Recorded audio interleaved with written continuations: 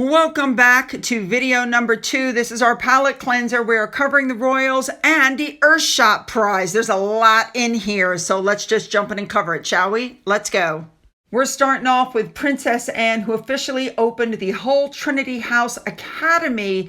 It has a new state-of-the-art Beverly Road campus, and there was a £20 million investment to help make this possible. Apparently, the opening ceremony was a big affair. There were civic dignitaries, school leaders, representatives, everybody was there, and it looked like a great event. I love it. All right, let's move on. This next story just warms my heart. You guys all remember when Paddington met with Queen Elizabeth for tea at the 2022 Platinum Jubilee celebrations. Well, apparently there's a movie coming out in the new film Paddington in Peru. Oh my goodness. And Queen Elizabeth is going to make an appearance in this movie. I just love that. It is being reported that the royal family is extremely happy about this. And yeah, I love it. I just, the other one just about had me in tears. This is great. All right, let's move on. Next up, remember there is a new documentary coming out with Queen Camilla in it. It's called The Queen Behind Closed Doors. It's going to air on Monday, November 11th. And it's all about her work to raise awareness of domestic and a certain kind of violence. You guys know what I'm saying. Now, she's 77 years old and she has decided to front this new program. The statistics are actually shocking. 21 million people over 16 have experienced abuse and one is unalived every 5 days on average. Shocking. The cameras followed Camilla for over a year as she met survivors and met with campaigners working to help victims and raise understanding of the issue. Wow. She agreed to this with the understanding that the focus would be on the victims and the survivors, not on herself. And while the cameras were following her, somebody asked how Charles was doing, and she said, quote, "He's doing very well."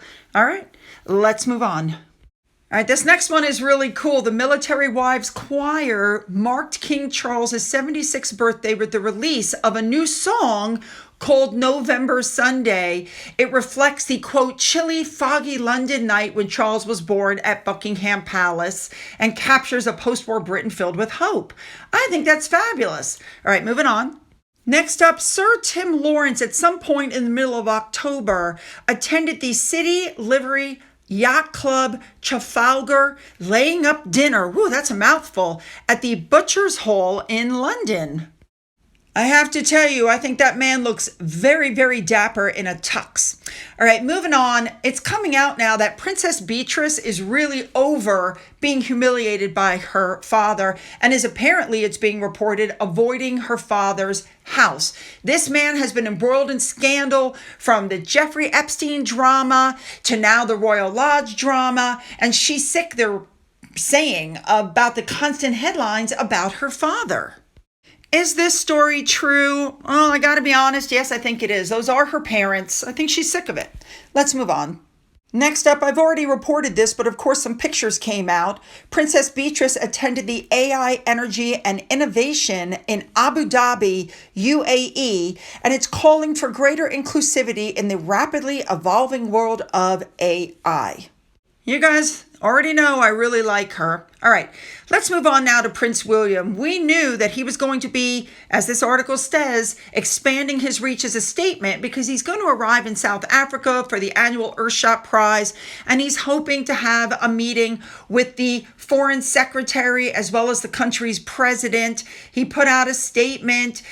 This meeting is going to take place on Tuesday. There's all kinds of stuff going on, and we're really looking forward to it.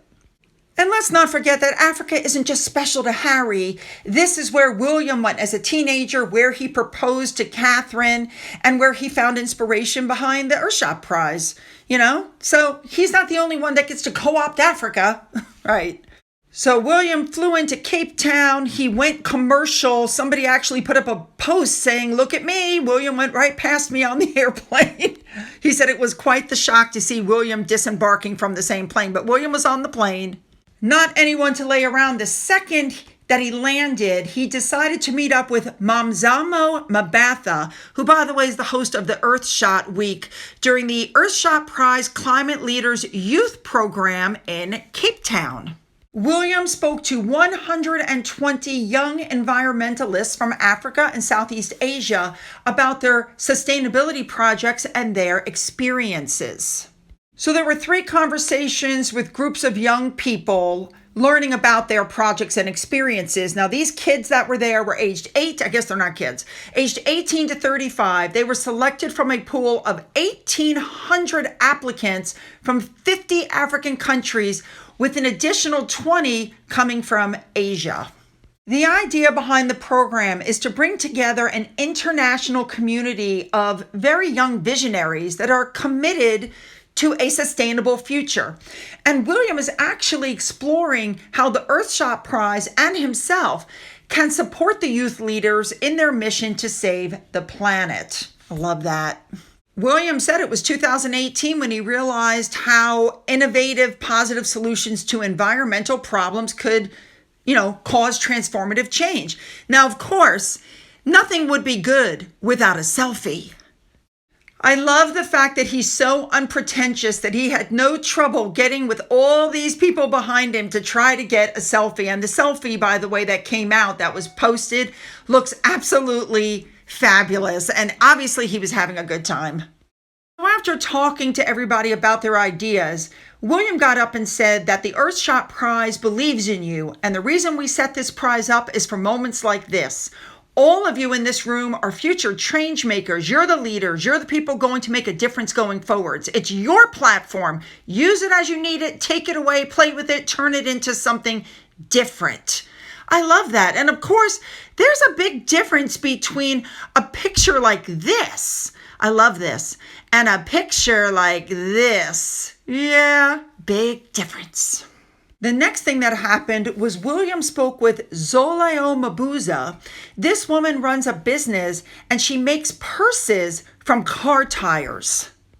I absolutely would buy one of these purses if I knew where to get one. With all of the articles, they don't give the information on where you can purchase something like this. I, believe it or not, happen to own a purse that's made from seat belts. They're woven together and it's really cool. So I would totally buy one of these. I can't help but notice also that everybody in these pictures truly looks happy to be with William. All right, same day, still in Cape Town, William went to be in a charity rugby union event. He was still wearing his jacket from the earlier event, and he got into a drill. They were doing kicking, handling, and counterattack techniques. While he was there, William met former Springboks player Tende Tafario. By the way, this visit took place at the Ocean View Secondary School. Now, as you can see from the pictures, there were a lot of other big name people there. There was former England player Jason Leonard. There was South African rugby legend Joel Stransky. You know what's so funny? Joel Stransky said while they were playing, he was like, we're doing the drill and it just happened. He said, it's just instinct. You have to mull around. And then I thought, oh my God, I've grabbed a prince. But he said that William was very gracious and very humble and genuine, and he didn't think he cared. Now, while he was at the secondary school, William went on to, I believe it's a bus, where the children took part in a digital skills lesson. It's called the Atlas Digibus. And the Digibus put out a statement saying how wonderful it was for William to come there and how well and easy he was with the children, how they enjoyed speaking with him. This is where the kids learn like how to Google things, that sort of thing. Anyway, as William was leaving, he shook everybody's hand on his way out the door. He's so unpretentious. And I got to tell you, a big thank you to that one for these pictures. There's a difference between proud and pathetic. I agree. Now, William decided to wear a sustainable shirt from a Spanish brand. It cost 99 pounds. And it reminded everybody of when Catherine wore this gorgeous green dress that rented for 74 pounds. Unbelievable. A big thank you to Remoulade Sauce for showing us the shirt and the lovely pin that William was wearing. And that concludes his first day.